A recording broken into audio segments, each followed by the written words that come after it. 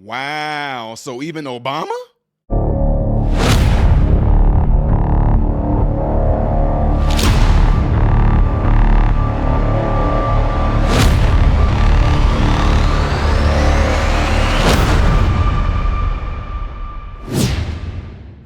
Good day, everybody. Welcome to the channel Model Renaissance Man. I am Ty Smith.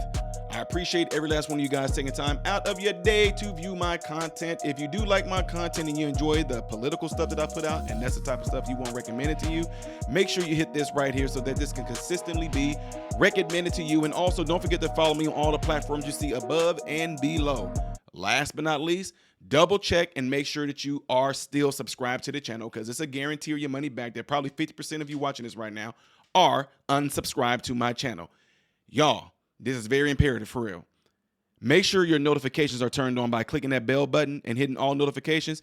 If you have a cell phone, make sure you go into your settings and have it set up to where when you click on YouTube that you are able to be notified from YouTube. This is what YouTube is telling me that you guys are not done. That's what I'm saying. 52% is what they said. Do not have notifications turned on in their settings if you have a device like a cellular phone or something like that. Yeah, I said cellular phone because I'm just being honest. I have some older people, and when I say cell phone, they think that that's different from cellular phone. I know y'all might think that that's crazy. I'm just telling you what it is, all right? All right. That wasn't an intro, by the way. This is just me having a conversation like I would if I was talking to a friend. So, you know, that's not all part of the intro. Anyway, so the latest stuff that's been coming out is that a lot of people are abandoning President Biden. And they thought that after, the little incident with the with NATO and all that, they thought that that right there may end up being like the, hey, since he's going to be doing this kind of solo, we can actually have a chance to see whether or not we still want this guy to be the president. Maybe he'll do a good job then, but him calling President Zelensky, President Putin, him calling Vice President Kamala Harris, President Trump. I know. Where did he say that? Right here. Well, straight ahead, a top House Intelligence Committee member is the latest Democrat to call on President Biden to withdraw from the 2024 race. There are now 17 Democratic lawmakers telling the president to clear the way for another candidate. Madeline Rivera has the latest for us. Hey, Maddie. Hey, good morning, guys. For several Democrats, the president's performance at the news conference last night didn't inspire confidence. Instead, they say that constant hand-wringing is exactly the reason why he should drop out of the race. It's really not about tonight. And one of the really kind of sick aspects of this moment is that we are watching every speech, every rally, every debate, and saying, how did he do today? And that's just not the way to think about the presidency of the United States. One Democratic lawmaker, Congresswoman Marie Gluesenkamp-Perez, is even suggesting the president resign. Some Democrats are hoping former President Obama and former House Speaker Nancy Pelosi, who reportedly have spoken in recent days about the president's campaign, can convince the president to step aside. CNN reporting they spoke with more than a dozen members of Congress, operatives, and multiple people in touch with both Obama and Pelosi, many of whom say that the end for Biden's candidacy feels clear, and at this point it's just a matter of how it plays out, even after Thursday night's news conference. But Congressman Jim Clyburn, a top ally of the president, says he's still standing behind him.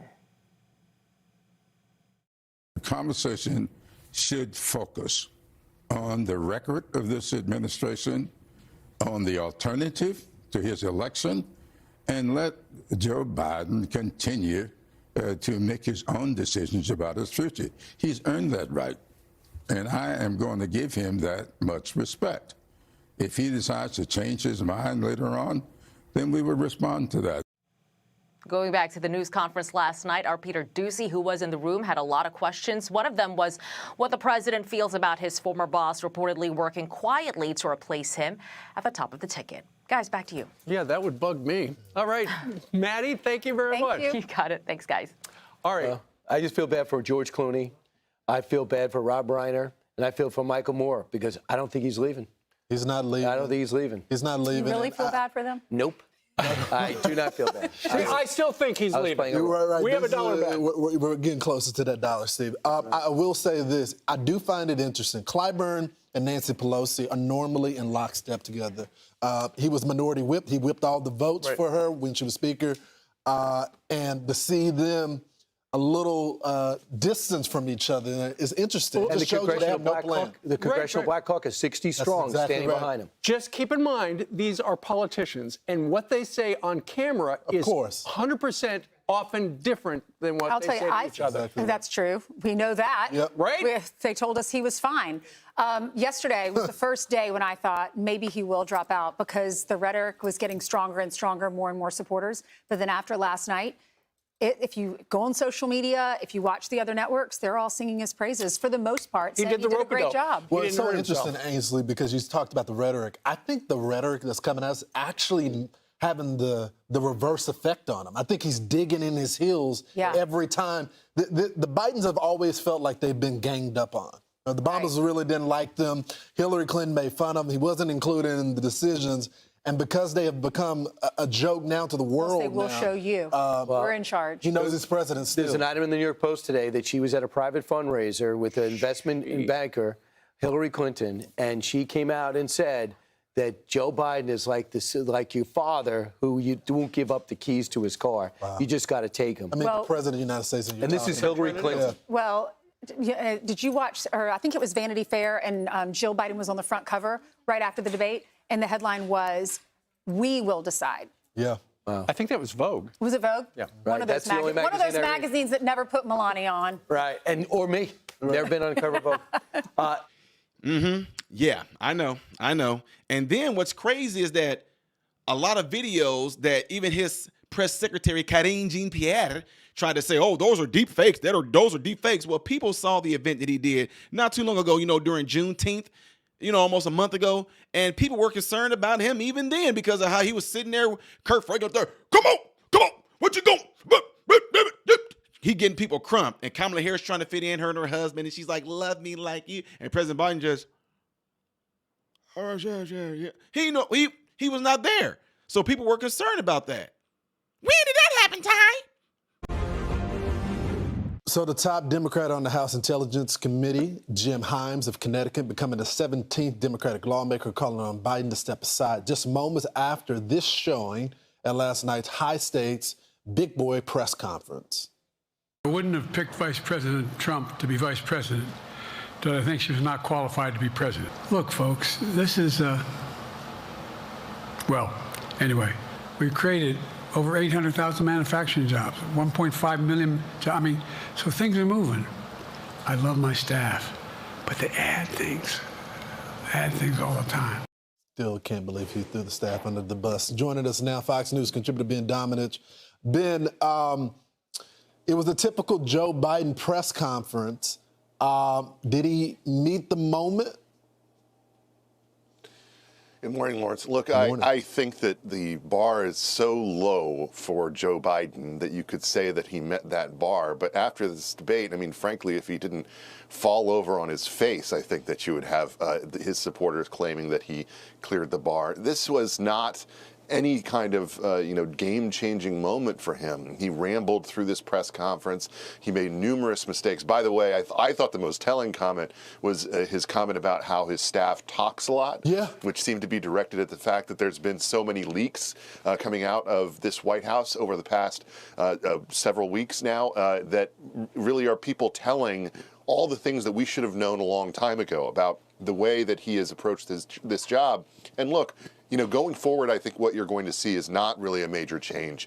This press conference was built up, but it's not going to reassure any of the Democrats who are out there that Joe Biden can carry them to victory in the fall. And in fact, I think you're going to see a number of swing state Democrats over the coming days come out and express their own, concerns about him going forward. Whether they can do anything about it in the limited time that awaits, that's up to them. If they have the will, they can, but they may not have the will. So, Ben, they could have dealt with this if the media would have been transparent with the reporting so, voters can make a decision, even the elected officials can make a decision. We're learning from ABC News, a report that at the Juneteenth concert, that a lot of the people that attended it they were all concerned about his behavior. Yeah, I think that what we've seen, though, is that the White House and the media were really working hand in glove to keep people away from him.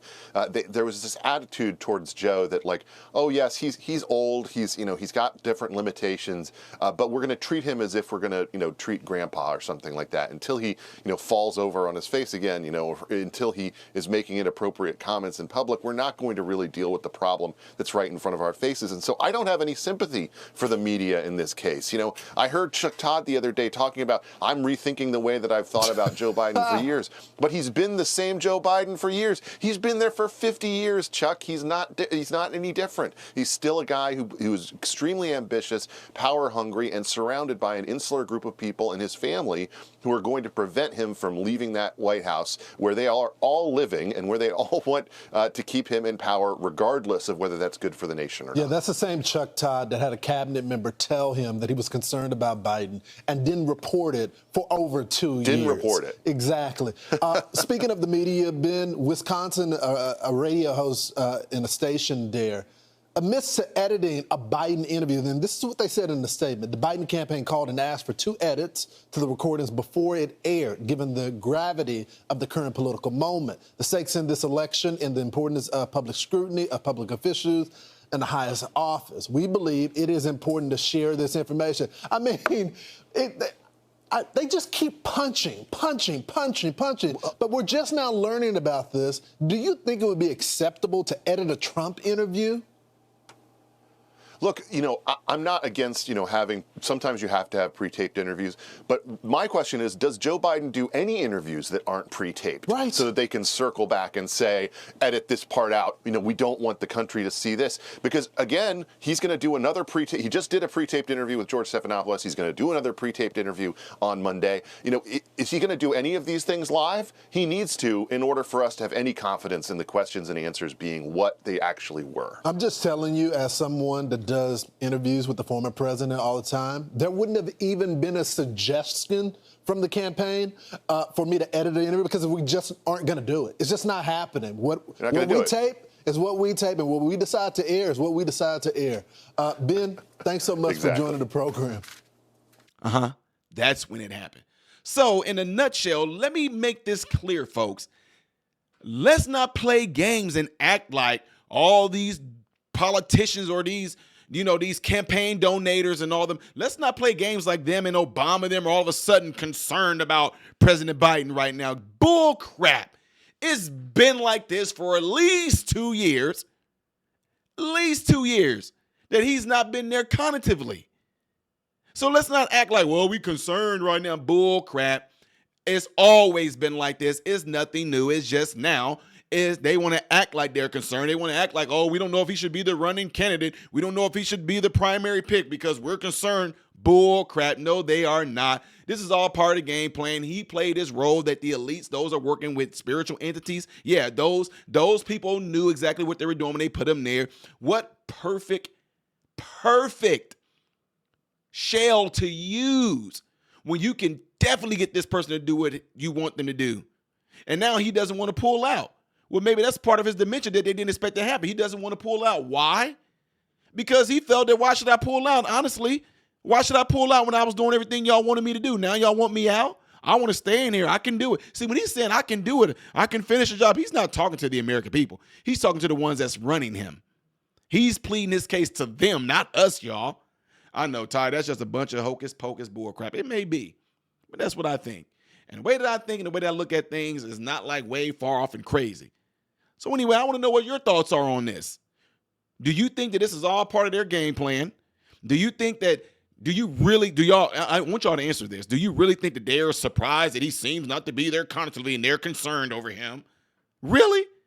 What are y'all thoughts on this? What are your so-called tinfoil conspiracy theory, which it really isn't a conspiracy theory. It just is what it is, plain and simple, folks. This is nothing new to me. This is nothing new to you. How he's been messing up and getting thrown off, that's nothing new at all. But I still want to hear from you guys in the comment section, all right? Don't forget to do everything you see right here going on right now. In other words, you see that it's telling you to subscribe and all that. And before you get out of here, hit that thumbs up button so that this video can be circulated within the YouTube algorithm. Do not let YouTube and the commies far left ones that's doing the dang on pushing folks to suppress this information. Don't let them suppress this information. Make sure y'all share the video. Make sure you tell a friend in your contact list or your cell phone about this channel. Make sure you do those things so that this message can get out there, because they are heavily suppressing it. Watch how many views this get. I don't care about views, but I do compare these views to what I was doing last month. And I'm telling you, when you do things like this, they don't want to get out because they stop recommending it. I am Ty Smith, Model Renaissance Man, hoping and praying that every last one of you have food, shelter, and clothing. And most of all, I pray every last one of you guys are in great health, mentally, physically, emotionally, spiritually. God bless you all through Jesus.